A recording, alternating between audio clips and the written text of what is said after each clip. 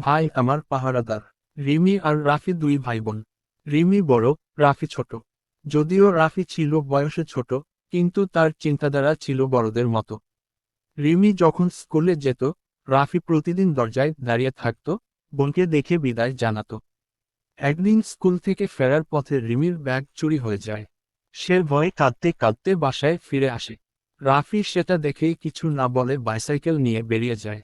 আধা ঘন্টা পরে সে ফিরে আসে সেই চোরের সঙ্গে, যাকে সে স্থানীয় দোকানের সিসিটিভিতে দেখে চিনে ফেলেছিল। লোকটা ছিল একজন স্থানীয় চোর, সবাই তাকে চিনত।